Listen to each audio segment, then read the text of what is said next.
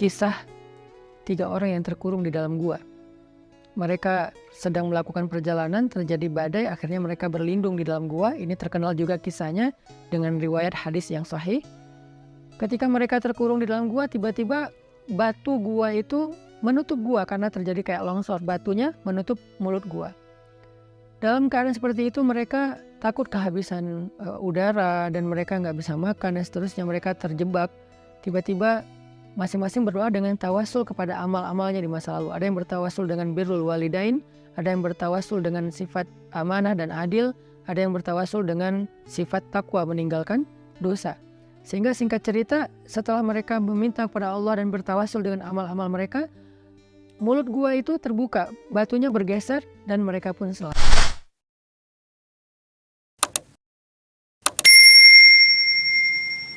Bismillahirrahmanirrahim. Assalamualaikum warahmatullahi wabarakatuh.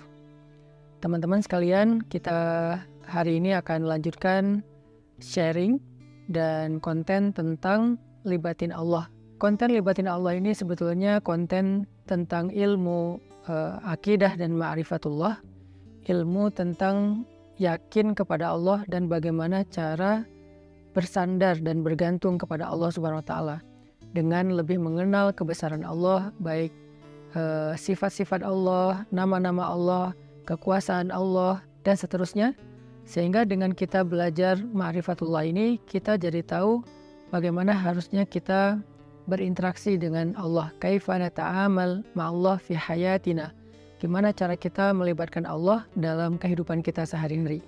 Kenapa penting sekali melibatkan Allah dalam kehidupan kita sehari-hari? Karena sesungguhnya manusia itu tidak bisa hidup hanya dengan mengandalkan dirinya.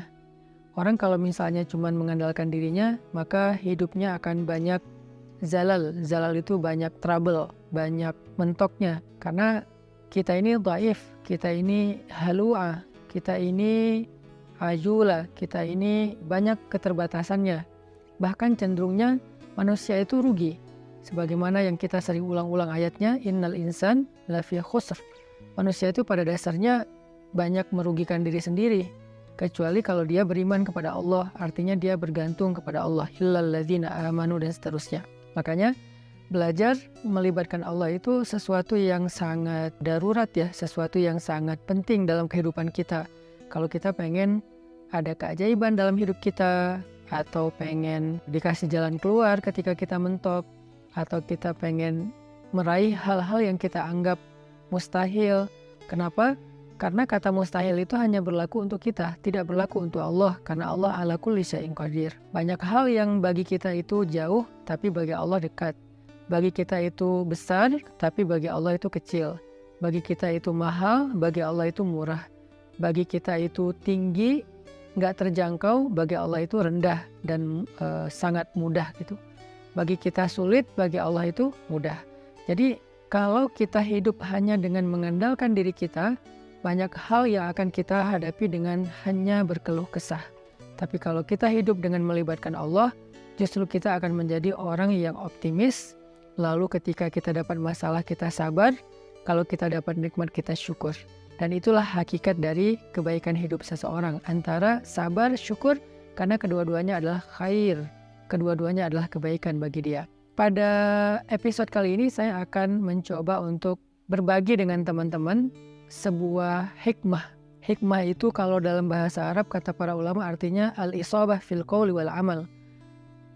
Baik atau tepat dalam ucapan dan tepat dalam perbuatan. Jadi orang yang hakim, orang yang ahli hikmah itu ucapannya itu tepat. Jadi pas gitu, ucapannya itu mengena, ucapannya itu sesuai dengan kadarnya, tidak berlebihan, tidak juga kurang. Itulah orang yang hikmah atau hakim. Nah, di antara orang-orang yang hikmah itu nanti kita juga mengenal namanya Luqmanul Hakim. Di dalam Al-Quran ada suratnya, yaitu surat Luqman. Nah, ada banyak sekali hikmah yang disampaikan para ulama tentang bagaimana cara kita melibatkan Allah. Dan hikmah ini pasti diambil dari Al-Quran dan hadis yang kemudian dibahasakan ulang dengan bahasa para ulama. Salah satu kitab yang saya suka banget yang isinya adalah kumpulan hikmah-hikmah, kumpulan kata-kata yang bijak dan penuh dengan kebaikan, itu adalah kitab Al-Hikam yang ditulis oleh seorang ulama besar dari Mesir yang bernama Ibnu Athaillah As-Sakandari. Nah, beliau menulis kitab hikam yang sangat terkenal. Salah satu di antara hikmah yang luar biasa tentang bagaimana cara kita melibatkan Allah itu, beliau mengatakan, min alamatil i'timad 'alal amal nuqsanur raja 'inda wujudiz zalal. Salah satu di antara tanda-tanda orang terlalu bergantung kepada ikhtiar, bergantung kepada amalnya, bergantung kepada perbuatannya, bergantung kepada usaha dirinya adalah nuqsanur raja, berkurangnya harapan kepada Allah inda wujudiz zalal, ketika ada masalah dalam hidupnya.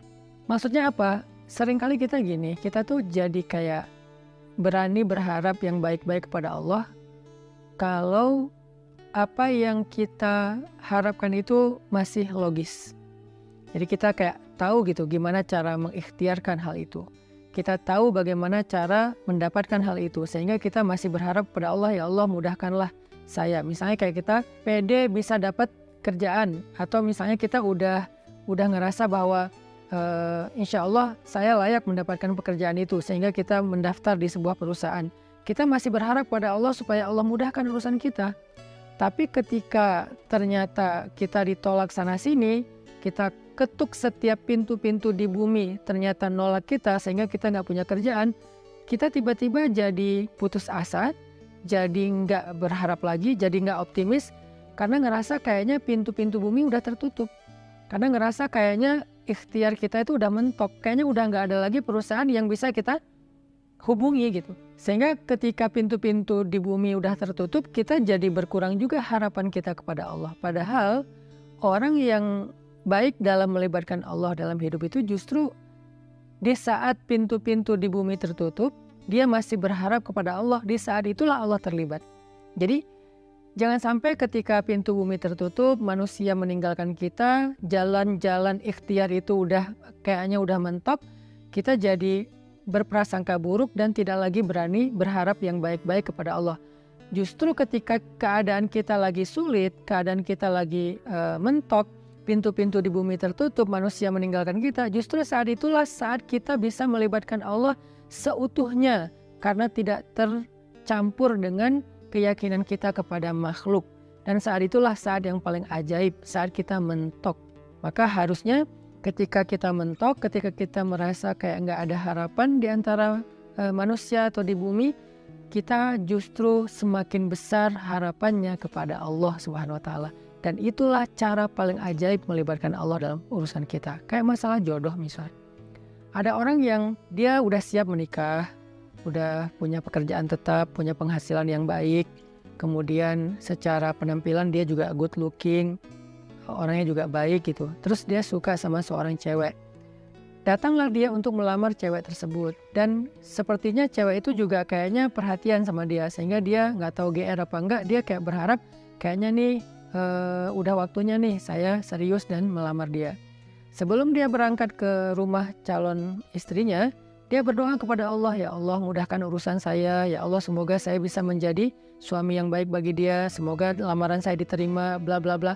Dia berdoa kepada Allah, dia berharap pada Allah karena dia percaya bahwa ada jalan untuk mendapatkan yang dia inginkan. Lalu ketika yang terjadi justru sebaliknya, dia ditolak walaupun dengan cara baik-baik, atau bahkan mungkin dengan cara yang agak sedikit kasar. Perempuan itu menolak dia, atau calon mertuanya yang menolak, ayah dari perempuan itu yang menolak, atau mungkin ada banyak masalah lain yang terjadi sehingga nggak bisalah dia melamar perempuan itu. Apakah dia masih berharap kepada Allah? Kalau dia sudah tidak lagi berharap pada Allah, berarti selama ini dia sebetulnya lebih bergantung kepada ikhtiarnya, kepada usahanya daripada kepada Allah. Makanya tidak terjadi keajaiban. Bukan begitu cara melibatkan Allah. Justru ketika lamarannya ditolak, saat itulah dia bisa mengandalkan Allah seutuhnya. Karena tidak bisa lagi mengandalkan good looking, gak bisa lagi mengandalkan mapan, gak bisa lagi mengandalkan ikhtiar-ikhtiar manusiawi. Saat itulah dia seutuhnya bisa mengandalkan Allah, dan itulah cara melibatkan Allah untuk mendapatkan keajaiban dalam hidup. Sehingga jangan berputus asa dan jangan nyerah. Kalau nggak bisa mengetuk pintu hati manusia, maka ketuklah pintu rahmat Allah Subhanahu wa Ta'ala. Dan Allah lah yang membolak-balikan hati. Kalaupun nggak perempuan itu, Allah akan gantikan dengan perempuan lain yang lebih baik daripada dia untuk kita. Artinya nggak boleh berhenti berharap kepada Allah. Justru berharap kepada Allah di saat kita sedang sulit, itulah cara paling ajaib mendatangkan keajaiban Allah Subhanahu wa Ta'ala. Ada nasihat dari kisah Nabi Yusuf alaihissalam di dalam surat Yusuf, ketika Nabi Yakub meminta kepada anak-anaknya mencari Nabi Yusuf dan mencari adik mereka yaitu Bunyamin. Nabi Yakub bersabda, "Ya bani yadhhabu fatahassasu min Yusuf wa akhihi فتحسسوا من يوسف وأخيه ولا تيأسوا من روح الله إنه لا ييأس من روح الله إلا القوم الكافرون." Wahai anak-anakku, kata Nabi Yakub, pergilah dan carilah kabar tentang Yusuf dan saudaranya itu Bunyamin, dan janganlah kalian berputus asa dari rahmat Allah, dari pertolongan Allah, dari campur tangan Allah, dari keajaiban di sisi Allah. Sesungguhnya tidak ada yang berputus asa dari rahmat Allah kecuali orang-orang yang mengingkari kebesaran Allah, orang-orang yang tidak beriman. Jadi ciri di antara orang yang beriman itu tidak berputus asa. Dan kalimat putus asa ini tidak akan muncul kalau tidak ada zalal, tidak ada masalah, kalau nggak mentok. Nggak mungkin dong kita berputus asa sementara jalan masih terbuka lebar, segalanya masih normal, semuanya masih sesuai prediksi kita. Itu nggak ada alasan kita berputus asa. Justru alasan berputus asa itu ketika kita punya masalah, mentok, trouble, error, bla bla bla. Justru saat itulah kita rentan dengan putus asa. Nah, orang yang beriman di saat itu justru mereka bertambah yakin kepada Allah, tidak menjadi orang yang yai'as, menjadi orang yang berputus asa atau yusi'udzon billah, mereka berburuk sangka kepada Allah. Wa tadhunnuna billahi dzunun, kalian berprasangka kepada Allah dengan prasangka yang tidak pantas. Kenapa? Karena orang beriman tidak pernah berhenti berharap kepada Allah yang baik-baik. Bahkan ketika ada masalah paling berat dalam hidupnya, saat itulah dia semakin berharap kepada Allah dan semakin bergantung kepada Allah. Dan saat itulah keajaiban Allah terjadi. Coba renungkan firman Allah di dalam surat An-Naml ayat 62. Bismillahirrahmanirrahim. Amman yujibul muttarra idza da'ah أَمَّنْ يُجِيبُ الْمُضْطَرَّ إِذَا دَعَاهُ وَيَكْشِفُ السُّوءَ وَيَجْعَلُكُمْ خُلَفَاءَ الْأَرْضِ أَإِلَٰهٌ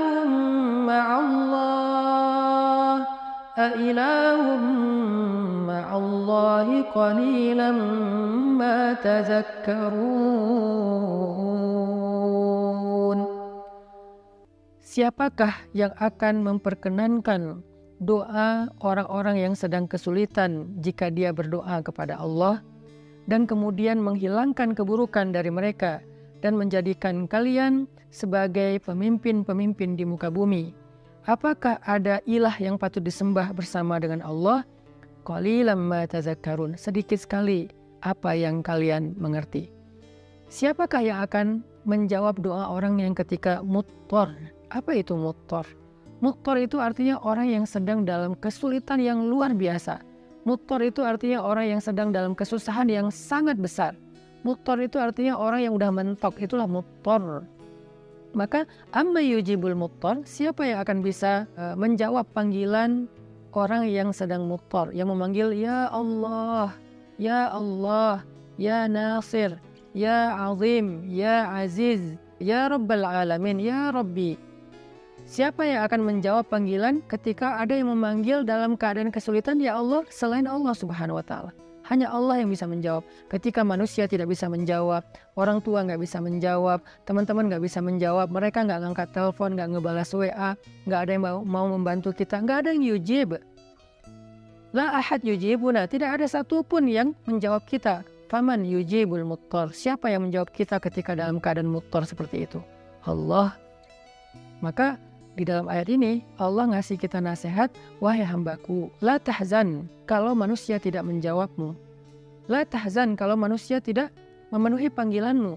La tahzan kalau manusia meninggalkanmu, mengabaikanmu. La tahzan kalau mereka berpaling dari kamu. Kenapa? Aku tidak akan pernah meninggalkanmu. Aku tidak akan pernah menyia-nyiakanmu. Wadduha wal laili idza saja ma wadda'aka rabbuka wa ma qala. Ma wadda'aka rabbuka wa ma qala. Tuhanmu tidak pernah meninggalkanmu dan tidak benci kepadamu, wahai hambaku, walaupun kamu pendosa sekalipun. Ada 3 kondisi di mana seseorang itu doanya tidak ada hijab dengan Allah. Salah satu di antara 3 kondisi itu adalah ketika orang ini terzolimi. Orang yang terzolimi, walaupun dia pendosa, walaupun dia ahli maksiat, walaupun dia orang yang selama ini jauh dari Allah, tapi ketika dia dalam keadaan terzolimi, dalam keadaan susah, dalam keadaan dianiaya, dia berdoa, doanya nggak ada hijab dengan Allah loh. Walaupun dia selama ini nggak pernah sholat, walaupun selama ini dia nggak puasa, walaupun selama ini dia nggak berhijab, walaupun selama ini dia nggak pernah buka Al-Quran, walaupun selama ini dia nggak pernah mengingat Allah, tapi dalam kondisi ketika dia muttar, terzolimi, susah, maka tidak ada hijab antara dia dengan Allah ketika dia berdoa. Kenapa? Itulah istimewanya keadaan ketika orang terzolimi atau muttar. Allah nggak ngelihat dia puasa atau enggak. Allah nggak ngelihat dia sholat apa enggak. Yang Allah lihat dia memanggil Allah atau enggak. Makanya hati-hati kata Nabi dengan doa orang yang terzolimi. Walaupun orang yang terzolimi ini ahli maksiat, kalau dia terzolimi lalu dia berdoa kepada Allah, doanya nggak ada hijab. Sehingga Allah berfirman, amma yujibul muttar. Siapa yang menjawab orang-orang yang sedang susah ketika dia memanggil Allah, idza da'ah wa yakshifus su', lalu Allah menghilangkan kesusahan darinya. Bahkan Allah menjadikannya sebagai pemimpin, artinya Allah berikan kepada dia kemuliaan, kekuasaan dan segala kebaikan-kebaikan dalam hidup. Siapa? Allah. Masih ingat nggak dengan kisah seorang laki-laki solih yang melakukan perjalanan, lalu di tengah jalan dia dirampok. Karena di zaman dulu itu kan banyak perampok atau begal di tengah jalan. Ketika dia dirampok, dia bilang kepada perampok itu, wahai rajul, wahai laki-laki, ambillah apa yang kalian inginkan, biarkan aku kembali kepada keluargaku, kepada anak dan istriku, mereka menungguku. Kata perampok ini, adapun harta-harta ini sudah pasti bisa kami ambil, tetapi berikutnya yang kami inginkan adalah membunuhmu. Kamu tidak akan bisa melanjutkan perjalanan. Maka laki-laki ini pas tahu bahwa dia nggak punya harapan untuk meloloskan diri, dia udah dipegang sama mereka, tinggal dipenggal, dia bilang, kalau begitu beri saya waktu sebentar saja untuk sholat 2 rakaat, setelah itu lakukan apa yang kalian inginkan. Karena bagi para pembunuh 2 rakaat sholat itu nggak lama dan bukan sesuatu juga yang berat, ya kata mereka, ya udah sholat aja 2 rakaat, tapi aksir, sholatnya pendek-pendek aja, nggak usah panjang-panjang. Akhirnya dia pun sholat 2 rakaat. Ketika dia sholat 2 rakaat, dia bingung, habis baca Al-Fatihah dia baca ayat apa lagi. Yang terlintas di dalam pikirannya cuma ayat ini. Kebenaran dia hafiz Al-Quran, walaupun dia hafal 30 juz, dia nggak tahu mau baca surat apa setelah Al-Fatihah. Kecuali surat inilah yang terlintas di dalam benaknya, sehingga dia baca setelah Al-Fatihah dengan suara lirih berbisik, Amma yujibul muttar idza da'ah wa yakshifus su', dan seterusnya. Kemudian setelah dia membaca ayat ini, dia ruku, dia sujud. Ketika dia rakaat kedua juga dia membaca ayat yang sama, karena dia nggak ingat ayat yang lain. Ketika dia sujud terakhir, dia mendengar suara ada orang mengendarai kuda datang ke arah mereka. Tiba-tiba suara teriakan orang yang sedang dipukul. Lalu setelah itu kuda itu menjauh pergi, dan ketika dia bangkit dari sujudnya, dia tahiyat, dia salam. Selesai dia salam ke kiri, dia ngelihat para perampok-perampok itu dalam keadaan telah terkapar dan dalam keadaan tidak bernyawa. Kemudian setelah itu dia bertanya kepada laki-laki yang mengendarai kuda, ya fulan, man ant? Siapa kamu? Siapa kamu? Orang itu menjawab, aku adalah utusan dari Zat yang mendengar dan menjawab panggilan orang yang memanggilnya. Aku adalah utusan Zat yang menjawab orang yang memanggilnya, yang menjawab siapa yang dalam keadaan susah yang memanggil dia, yaitu utusan Allah Subhanahu wa taala. Akhirnya orang ini pun selamat dan membawa hartanya kembali ke kampungnya. Ini salah satu contoh kisah yang sangat terkenal di antara kisah-kisah para ulama. Bagaimana ketika kita mentok, ketika kita nggak punya jalan ikhtiar, ternyata justru saat itulah saat terbaik kita berharap pada Allah saat terbaik kita berbaik sangka kepada Allah, saat terbaik kita melibatkan Allah dengan husnuzon dan roja, dan saat itulah saat terbaik untuk mendapatkan keajaiban dalam hidup kita. Yang terakhir, kisah 3 orang yang terkurung di dalam gua. Mereka sedang melakukan perjalanan, terjadi badai, akhirnya mereka berlindung di dalam gua. Ini terkenal juga kisahnya dengan riwayat hadis yang sahih. Ketika mereka terkurung di dalam gua, tiba-tiba batu gua itu menutup gua karena terjadi kayak longsor. Batunya menutup mulut gua. Dalam keadaan seperti itu mereka takut kehabisan udara dan mereka nggak bisa makan dan seterusnya. Mereka terjebak. Tiba-tiba masing-masing berdoa dengan tawasul kepada amal-amalnya di masa lalu. Ada yang bertawasul dengan birrul walidain, ada yang bertawasul dengan sifat amanah dan adil, ada yang bertawasul dengan sifat takwa meninggalkan dosa. Sehingga singkat cerita, setelah mereka meminta kepada Allah dan bertawasul dengan amal-amal mereka, mulut gua itu terbuka, batunya bergeser dan mereka pun selamat. Kenapa ini bisa terjadi keajaiban kayak gini? Mereka udah mendorong batu itu tapi tidak sanggup. Artinya ikhtiarnya udah mentok. Apakah mereka berputus asa? Enggak. Saat itulah mereka melibatkan Allah secara utuh dan melihat keajaiban Allah Subhanahu wa taala. Maka kembali kepada hikmah dari Imam Ibnu Athaillah As-Sakandari, min alamatil i'timad 'alal amal nuqsanur raja' inda wujudiz zalal. Di antara ciri-ciri orang yang masih bergantung kepada perbuatannya, ikhtiar dan usahanya adalah berkurangnya harapannya kepada Allah ketika terjadi masalah dalam hidupnya. Maka jangan pernah berkurang harapan kita kepada Allah. Justru ketika kita punya masalah dalam hidup dan kita ngerasa tidak ada jalan di antara jalan-jalan di bumi, kita menjadi lebih berharap kepada Allah dan yakin dengan jalan-jalan yang lebih baik yang ada.